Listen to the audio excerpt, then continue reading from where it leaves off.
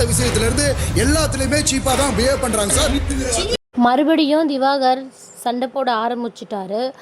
இந்த சீசன் தொடங்குனதுலேருந்தே மார்க்கெட்டில் வர சண்டை மாதிரி தான் இருக்குது. இந்த பிக் பாஸ் வீடு மாதிரியே எனக்கு தெரிஞ்சு இல்லை.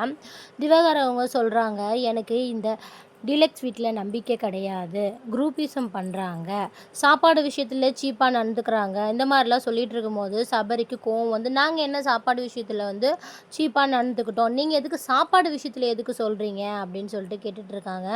அதுக்கு திவாகர் வந்து, நீங்கள் குரூப்பிசம் பண்ணிகிட்ருக்கீங்க அப்படின்னு சொல்லிட்டு தான் பேச்சு மாதிரி போயிட்டுருக்கு இந்த ப்ரொமோலையும். ஆனால் சண்டை மாற்றி மாற்றி தான் எல்லாருமே போட்டுட்ருக்காங்க. பார்க்குற நம்மளுக்கு தான் இது என்னடா இது பிக் பாஸ் வீடா இல்லை வேறு ஏதாதான்ற மாதிரி குழப்பமாகவே இருக்குது. ஏன்னா எதுக்கேற்றாலும் சண்டை அப்படின்னா நம்மளால் பார்க்க முடியுமா? ஓரளவுக்கு சண்டைனா நம்மளால் ரசிக்க முடியும், பார்க்க முடியும். சும்மா சும்மா சண்டை அப்படின்னா ஒன்றும் இல்லாத பிரச்சனைக்கெலாம் சண்டை போட்டுருந்தாங்கன்னா என்ன பண்ணுறதுன்னே அப்படின்னு தெரியல. அதுலேயும் இந்த திவாகர் பண்ணுறது ரொம்ப மோசமாக இருக்குது. இவர் பாரு இவங்கெல்லாம் பண்ணுறது குரூப்பிசம் மாதிரி தெரியல, இல்லை ஃப்ரெண்ட்ஷிப் மாதிரி தெரியல. ஆனால் மற்றவங்க பண்ணால் மட்டும்தான் இவருக்கு குரூப் அந்த மாதிரி தெரியும்.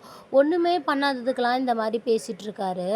நேற்று ப்ரொமோலையும் இவர் தான் சண்டை போட்டுட்ருக்காரு எல்லாருக்கிட்டேயும். இன்றைக்கி ப்ரொமோலையும் இவர் தான் சண்டை போட்டுட்ருக்காரு. ஒன்று பார்வதி இல்லைனா இவங்க மாற்றி மாற்றி சண்டை மட்டுமே போட்டுட்ருந்தா எப்படி நம்ம வந்து என்ஜாய் பண்ணி பார்க்க முடியுது ஒரு ஷோவை? சுத்தமாக நல்லாவே இல்லை. போன வாரம் சேதுபதி சார் வேறு தர்பூசணியை பார்த்து ஏன் அப்படி கொஞ்சம் அப்பாவி மாதிரி பேசிட்டாரு. அதுக்குன்னு எனக்கு கேட்க ஆள் இருக்காங்கன்னு சொல்லிட்டு அவர் ரொம்ப பண்ணுற மாதிரி தெரிஞ்சு நேற்று எல்லாமே சட்டை இல்லாமல் கேமரா முன்னாடி நின்று பேசிகிட்டு இருக்காரு. நம்மெல்லாம் பார்க்குறோமே இல்லை, அது சிக்ஸ் பேக் மாதிரி அவர் மாட்டு பேசிகிட்டு இருக்கார். வினோத் வந்து கேட்டாங்க, நீங்கள் என்ன சிக்ஸ் பேக் வச்சுருக்கீங்க? ஆனால் எங்களோட கோரிக்கையும் அதுதான், நீங்கள் என்ன சிக்ஸ் பேக்காக வச்சுருக்கீங்க? எதுக்கு சும்மா சும்மா வந்து கேமரா முன்னாடி வந்து ட்ரெஸ் இல்லாமல் காமிச்சிட்ருக்கீங்க?